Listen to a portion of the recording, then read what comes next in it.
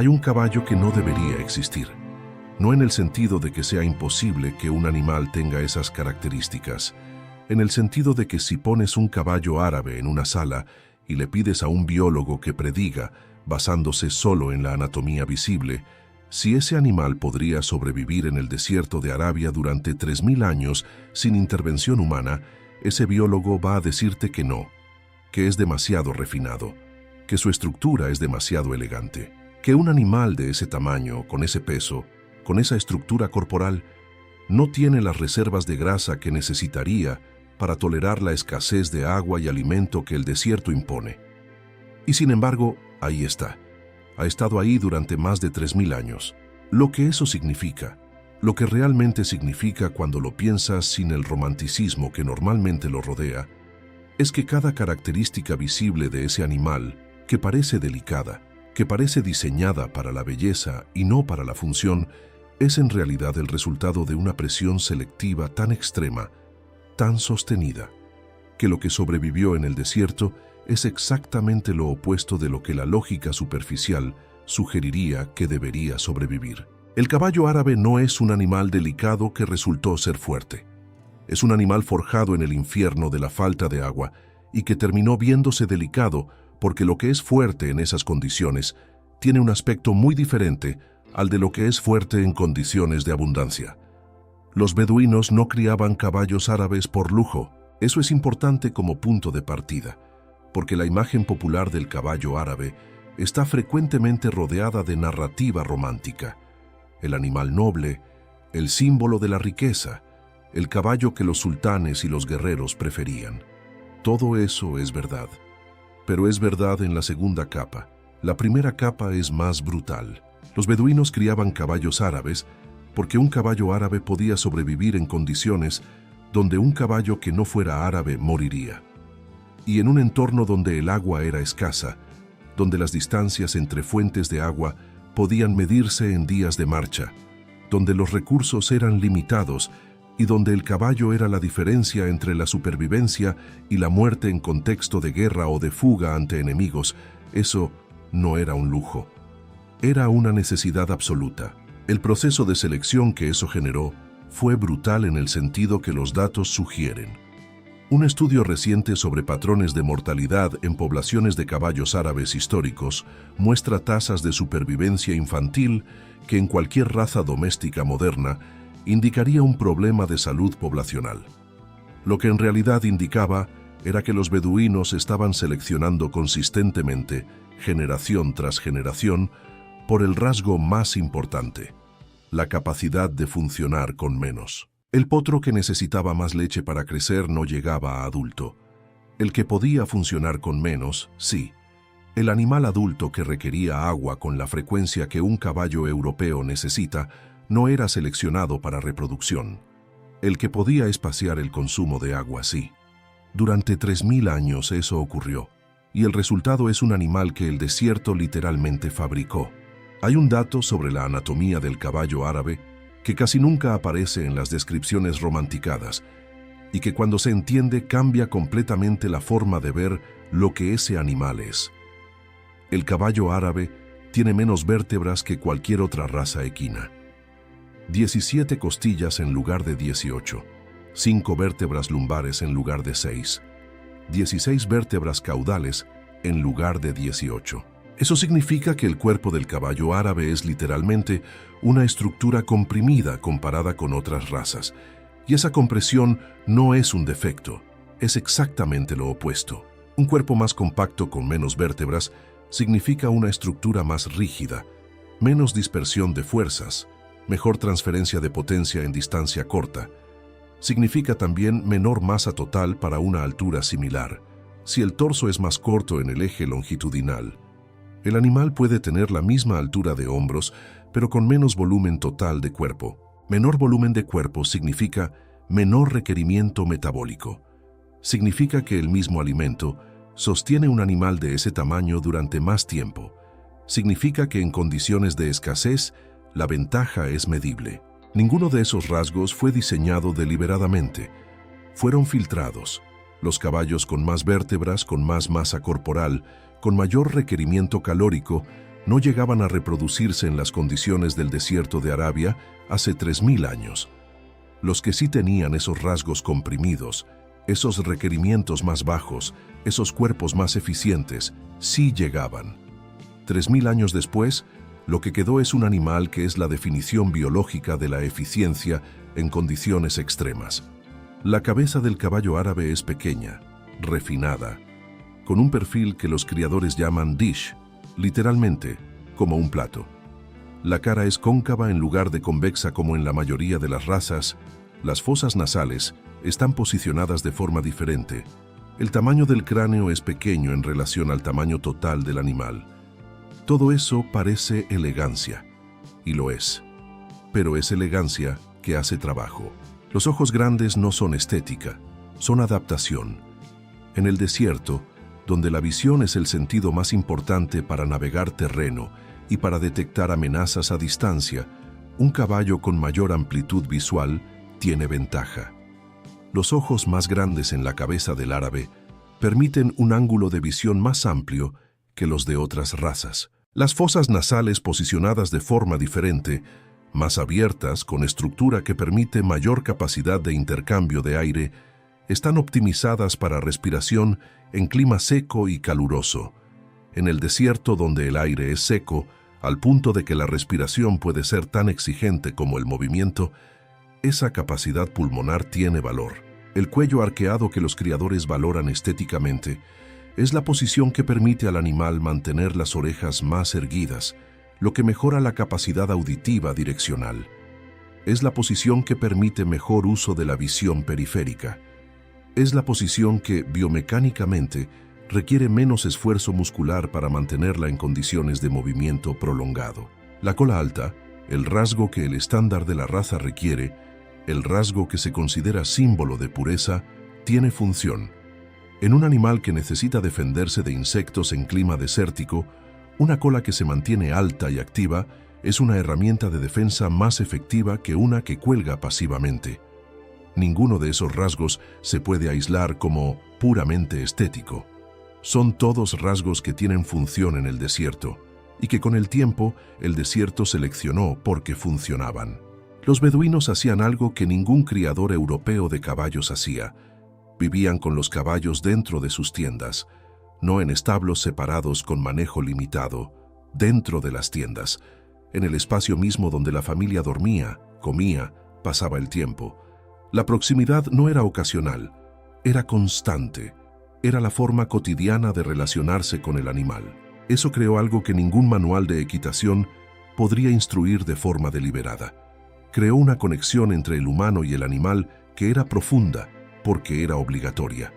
El caballo que vive en la tienda del beduino aprende a leer el cuerpo humano de formas que ningún caballo en un establo separado puede aprender. Aprende a estar cómodo en proximidad extrema. Aprende a responder a señales mínimas porque en el espacio de una tienda las señales grandes crearían caos. Esa selección, no deliberada en el sentido de que alguien formulara explícitamente «quiero caballos que sean cómodos en espacios cerrados», fue tan poderosa que produjo un animal que los jinetes que trabajan con caballos árabes describen consistentemente como diferente en temperamento, en inteligencia, en capacidad de conexión con el humano, comparado a cualquier otra raza que hayan experimentado. Es un animal que es capaz de recordar a su dueño específico después de años de separación, que muestra signos de ansiedad cuando el dueño se va, que parece buscar activamente la aprobación del jinete de formas que en otras razas requiere entrenamiento extenso y que en el árabe parece ser simplemente parte de lo que el animal es. Eso no es domesticación en el sentido convencional. Es algo más cercano a la integración en la vida humana tan completa que el animal ha sido seleccionado por milenios para priorizar esa relación. El caballo árabe cambió el curso de la historia ecuestre global de formas que ninguna otra raza logró con la misma consistencia. Cuando la expansión islámica llegó a la península ibérica en el siglo VIII, traía caballos árabes. Esos caballos se cruzaron con la caballería local y el resultado fue el caballo ibérico, que caracteriza la equitación de esa región hasta hoy. El caballo lusitano, que fue de guerra extraordinaria. El andaluz, que define la alta escuela. Cuando el Thoroughbred se estaba desarrollando en Inglaterra, el caballo que dominaría las carreras y que se convertiría en el animal más valioso del mundo en términos de mercado, la genética árabe fue deliberadamente introducida. Los tres sementales árabes más famosos de la historia de las carreras de caballos, el Godolphin Arabian, el Darley Arabian, el Byerley Turk, son la base genética de toda la población moderna de Thoroughbreds. Eso significa que los mejores caballos de carrera del mundo en el siglo XX y XXI llevan genética árabe en proporciones significativas. Significa que el Warmbloods europeos, los caballos de adiestramiento y salto que dominan la competición moderna, tienen frecuentemente sangre árabe en sus pedigríes. Significa que prácticamente ninguna raza equina moderna de élite global ha escapado a la influencia de la genética árabe. El caballo árabe no es simplemente una raza, es la base genética sobre la cual se construyó la mayor parte de lo que hoy consideramos como caballos de élite. Es el ancestro invisible, pero omnipresente en prácticamente todo caballo de valor global. El precio de un caballo árabe tiene una amplitud que refleja exactamente lo que el animal representa en diferentes contextos. Un caballo árabe funcional, bien entrenado, listo para competencia de nivel intermedio cuesta entre $10,000 y $50,000. Para una familia de clase media alta, eso es accesible. Para la mayoría de las personas que montan caballos como hobby, representa un compromiso económico importante, pero alcanzable. Un caballo árabe de linaje premium, descendiente documentado de líneas genéticas históricas, con pedigree que remonta a caballos famosos, con genética que registros especializados califican como asil, en el sentido original de la palabra beduina, puede costar entre $50,000 y $300,000, y hay caballos árabes individuales que han superado el $1,000,000 en transacciones privadas o en subastas especializadas. ¿Por qué esa amplitud tan extrema? Porque el valor del caballo árabe no es solamente funcional, es genético, es histórico, es cultural. Un caballo árabe con pedigrí documentado que remonta 5 generaciones a caballos históricos famosos no es simplemente un animal más competente, es un portador de genética que otros criadores pagarán premios para cruzar con sus yeguas. Es un testigo viviente de 3,000 años de selección humana. Y en contextos donde esa genética es valorada, en los circuitos internacionales de crianza de caballos árabes, en los países del Oriente Medio, donde la raza tiene significado cultural profundo, ese testigo viviente puede costar el equivalente a una casa. El caballo árabe es el rey indiscutible de una disciplina que casi nadie fuera del mundo ecuestre conoce: endurance, carreras de resistencia de distancias extremas. El endurance internacional tiene categorías que van desde 40 kilómetros hasta 160 kilómetros recorridos en un solo evento, en un solo día.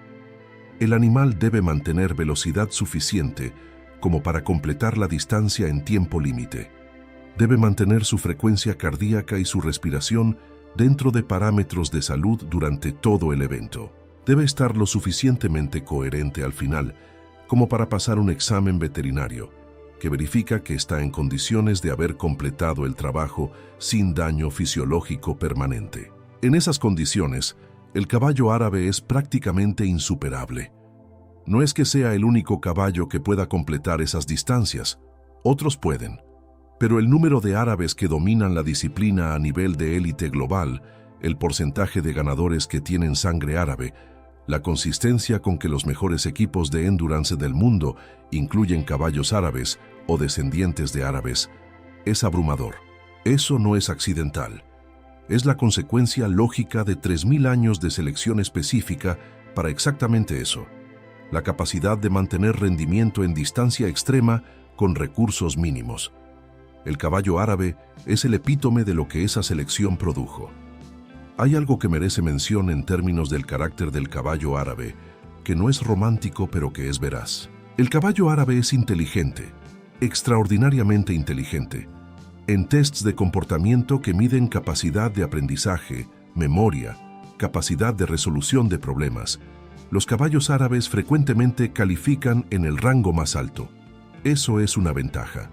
puede ser también una complicación. Un animal que es inteligente y que es seleccionado durante milenios para la proximidad con humanos y para la confianza, está predispuesto a una conexión específica con su dueño.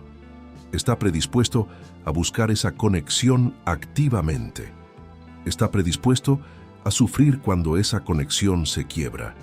Cuando el dueño vende el caballo, cuando el caballo es separado de su grupo familiar, cuando la relación que el animal esperaba simplemente termina.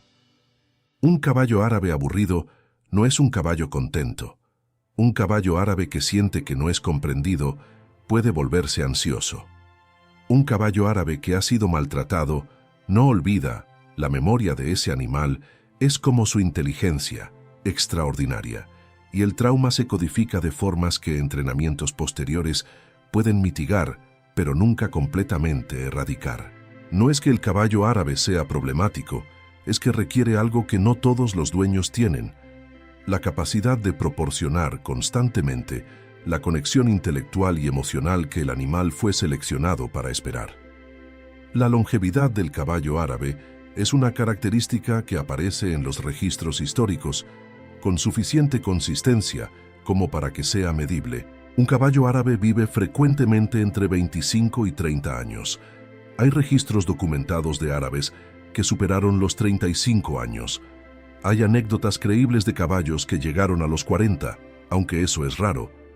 Comparado con el promedio de otras razas, que típicamente viven entre 20 y 30 años, eso es una extensión significativa de la vida reproductiva y de la vida útil del animal. ¿Por qué? La misma razón por la que pueden sobrevivir en el desierto. El metabolismo eficiente que permite funcionar con menos es el mismo que produce menor desgaste de órganos, menor acumulación de daño oxidativo, menor tasa de envejecimiento relativo. Un animal que fue seleccionado para hacer más con menos está también seleccionado de forma incidental para durar más tiempo. Eso tiene implicaciones económicas. Un caballo árabe que vive 30 años produce descendencia durante un periodo más largo que un caballo que vive 20. Un caballo árabe que mantiene fertilidad pasados los 30 años representa un valor genético continuado, pero tiene también implicaciones emocionales. Un dueño que compra un caballo árabe como joven adulto puede potencialmente pasar décadas con ese animal. Pueden ver al caballo envejecer, pueden ver los cambios que la edad produce, pueden construir una historia con ese animal, que en especies con menor longevidad sería imposible. Eso explica parcialmente por qué los vínculos entre humanos y caballos árabes son frecuentemente descritos como especialmente profundos. El concepto beduino de asil, que se traduce aproximadamente como puro o de pura cepa, ha influenciado la crianza del caballo árabe hasta el presente. Originalmente, asil se refería a caballos que podían rastrearse genéticamente a través de líneas específicas beduinas, frecuentemente documentadas oralmente, pero con suficiente consistencia de generación a generación como para que los criadores modernos puedan reconstruir esos pedigríes. Eso se convirtió en un criterio de valor. Un caballo asil no es simplemente uno con genética comprobada. Es uno que representa líneas de selección que fueron consideradas tan valiosas que los beduinos las protegieron, las mantuvieron intactas, las transmitieron como tesoros familiares durante siglos. En ciertos momentos históricos, la genética asil era literalmente más valiosa que el oro. Los registros del comercio en el Oriente Medio documentan transacciones donde la sangre asil tenía precio comparable al de metales preciosos. Eso refleja algo más profundo que simple economía. Refleja que durante milenios fue entendido que lo que el caballo árabe representaba, la capacidad de sobrevivir en lo imposible, la prueba viviente de que la selección natural y la selección humana podían producir algo extraordinario, era un valor que no podía replicarse fácilmente. Un caballo asil es la respuesta a una pregunta que los beduinos se hacían hace 3000 años. ¿Cuál es el animal más puro, el menos contaminado por genética de otras razas, el más cercano a lo que la selección desértica original produjo? Y esa pregunta, que en algunos contextos parecería obsesiva, que en algunos contextos sería considerada como selectividad extrema, Fue el mecanismo que preservó las líneas genéticas que hoy son las más valoradas. El caballo árabe es probablemente el único animal que puede ser descrito simultáneamente como delicado y como indestructible sin que esa descripción sea una contradicción. Es delicado en la elegancia visible, en la refinación de sus características, en la sensibilidad de su temperamento, en la exigencia de la relación que requiere con el humano que lo monta.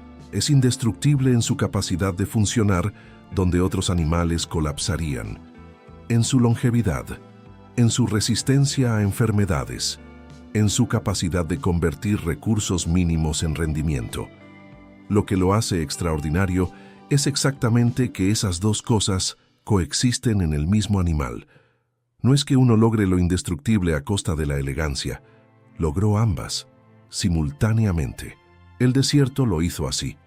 Durante 3000 años, el desierto fue el criterio, y lo que sobrevivió fue exactamente eso, un animal que podía ser extraordinariamente bello y extraordinariamente resistente al mismo tiempo, porque esas dos características no son opuestas en condiciones de selección extrema. Son el mismo resultado visto desde dos ángulos distintos. El caballo que no debería existir existe precisamente porque las condiciones que lo produjeron fueron tan extremas que obligaron a la selección a crear algo que, visto en retrospectiva, parece imposible. Pero ahí está. Ha estado ahí durante 3000 años y seguirá estando, porque lo que el desierto hizo en el genoma de ese animal es tan profundo que ninguna cantidad de importación a climas temperados, de cruce con otras razas, de cambio en las condiciones de vida, puede erradicarlo completamente. El caballo árabe es la memoria viva del desierto hecho carne. Y esa memoria, esa genética, esa capacidad de sobrevivir en lo imposible, sigue siendo lo que define a todo caballo de élite global que lleva su sangre. Que lleva su sangre. Porque llevarla es la marca de la calidad. Cuéntanos desde dónde lo estás viendo. Esta historia tiene que llegar más lejos.